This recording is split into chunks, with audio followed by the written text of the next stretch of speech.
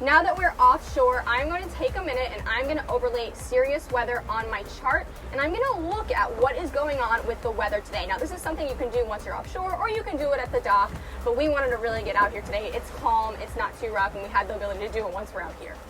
I am able to view things like precipitation and sea surface temp. So precipitation, what that is that's rain. So basically I can turn my precipitation on, I can zoom out, and I can see if we have any rain today. We have a little bit of rain going on, but not a lot, so thankfully in my head, that's not really something I'm gonna worry about right now. Something I do want to pay attention to is sea surface temp. So you can look at it colored or with a text. Colored is just going to be kind of like a color code, and text is going to be with the actual number of the sea surface temp. So sea surface temp can be really useful in helping us find the Gulf Stream. So I can look and say, oh, there's a temperature change right here around 1,000 feet of water, and it travels along the whole coast of Florida. That must be the Gulf Stream. So if I know I want to fish the Gulf Stream, I can go ahead, look at my chart, get an idea of the temperature change and what's going on. Now, maybe it's not the Gulf Stream we're looking at. Maybe we want to look for something else, and we just see a temperature change. We all know that when it's really hot in the dead of summer, maybe a colder temperature is better to fish. And in the winter, maybe it's absolutely freezing and there's a warm spot. But having a temperature change can give us information, and it might be something we want to check out.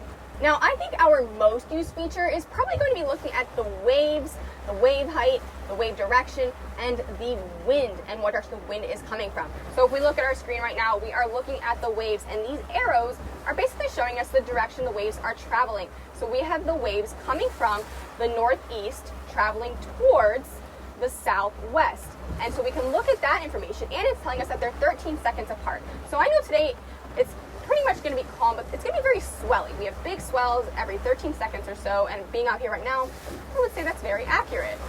What we can also do with these waves, though, is we can look ahead 3 or 6 hours and see what it's going to look like this evening, later today, to see if there's going to be any big changes, and that's going to tell us if we need to worry about how long we can stay out for. And what I really love about this, though, is it's great if you're doing a long-range trip, like Pulley Ridge or the Tortugas, where you're maybe outside of cell service, so you can't check your apps and your phone for weather and wind and conditions, but you can check your Sirius XM Marine. You can check that out, and you can know, can I stay an extra day, what's going on offshore, especially if you're outside of cell range, which is what I love about this. So if we're way offshore and it looks like we have some weather coming through, we can be outside of cell range and we can be checking predicted weather up to 2 days out.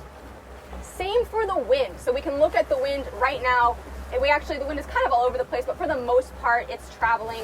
We have a southwest wind at around 5 to 10 knots with this information. But if you look further offshore, it's kind of more straight to south, even southeast wind. So the wind's a little swirly today, which feels actually very accurate. And once again, we can look at this, be way outside of cell range, and look at the predicted weather for the next day or so. So if we're out in Pulley Ridge, which this would have been very helpful on our Tortugas trip, because we couldn't predict the weather and we just had to know this is the day we're going home, having this can help us with our long-range trips too. For our fish mapping, we have fish recommendations, and we can look and get an idea on where the billfish might be, the kingfish might be, the mahi, the swordfish, the tuna, and we can get down to the species. And fish recommendations, that is not based off of catch reports, that is based off of oceanographic conditions, things like plankton, chlorophyll, sea surface temperature, and sea height. The fish recommendations come out every Tuesday and Friday, so you can look at this information and we can know that based on the fish recommendations, that this is based on what is going on offshore, and it gives us information on where we might want to try to target our certain species. One more feature that I think we're going to want to use a lot is sea surface front and plankton fronts. So what that's going to do is is going to show us where there's a connection between a sea surface change and a plankton change, and that's putting the two together. And we learned from the guys at Sirius XM that they like to call it Christmas, where the red and green lines touch.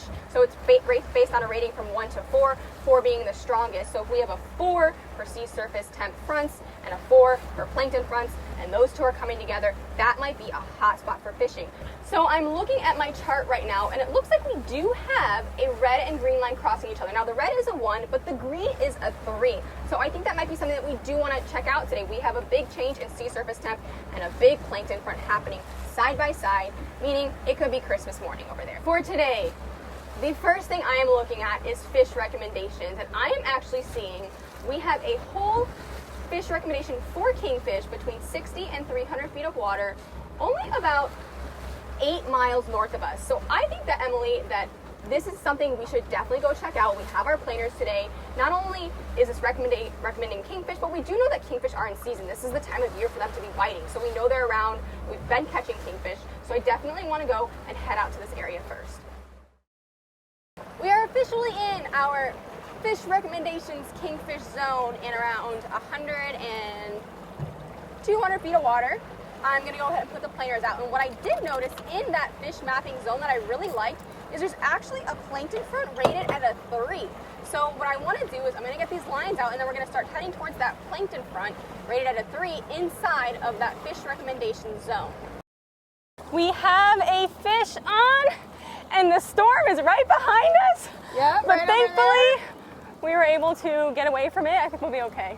So I'm gonna switch my screen from fish mapping to serious weather. And when I'm looking at the weather, I'm gonna go ahead and turn on my precipitation. So you can see if you're looking at my screen right now, the green is just rain. The yellow blocks is heavier rain and the red is even heavier rain. And then you can specifically see the lightning bolts. So we have, most of our lightning bolts are happening inland, on land. There's a couple over out east, and there's only one lightning bolt offshore near that green block area. So I know there really isn't any lightning in this storm that I need to worry about at the moment, but I do need to be aware that this storm does have lightning in it. It does have some yellow and red, but most of that is happening on land, and what's happening offshore is just some light rain. I'm just gonna switch back to my fish mapping and I'm gonna keep fishing in this area. I'm just gonna be aware in the back of my head that there is a storm and it does have lightning in it, but most of the lightning is happening on land and I'm just gonna pay attention to what's going on around me. There we have our dinner, or really tonight's dinner. We hope you guys have fun coming along with us as we use SiriusXM Marine fish mapping and weather to help us stay out here longer and catch more fish. And I am actually a really big fan. I loved being able to see the precipitation. We've had a really rainy month. So being able to see what's going on with the storms helped us know, hey, we can stay out, we just need to go around this storm.